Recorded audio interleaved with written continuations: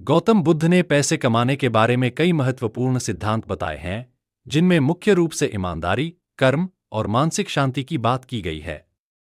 बुद्ध की शिक्षा इस बात पर जोर देती है कि पैसों की कमाई सही तरीके से होनी चाहिए और वह किसी की मेहनत और ईमानदारी से ही संभव हो सकती है। यहाँ एक कहानी है जो पैसे कमाने के सिद्धांतों को स्पष्ट करती है। कहानी है चेतक और उसका व्यापार।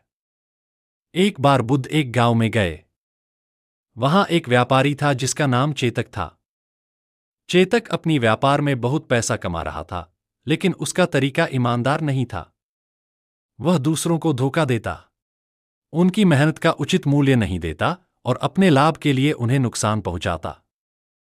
बुद्ध ने चेतक को देखा और उसे समझाया, यदि तुम ईमानदारी से काम करोगे तो तुम्हारे व्यापार में बरकत आएगी। पैसे कमाने का सबसे अच्छा तरीका यह है कि तुम दूसरों का ध्यान रखो, उनका भला करो और किसी को धोखा मत दो।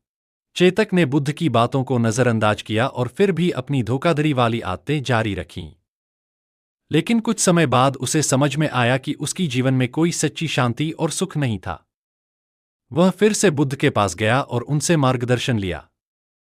बुद्ध ने कहा, जो व्यक्ति ईमानदारी से काम करता है और अपने कर्मों में शुद्धता रखता है, वही सच्चा धन्य होता है।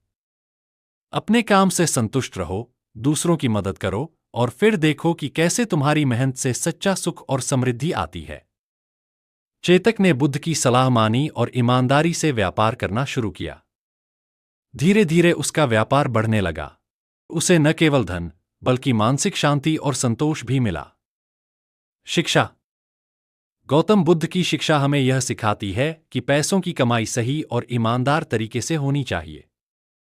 पैसा केवल भौतिक संपत्ति नहीं है, बल्कि यह हमारे कर्मों का परिणाम है। यदि हम दूसरों की भलाई और सच्चाई के साथ काम करते हैं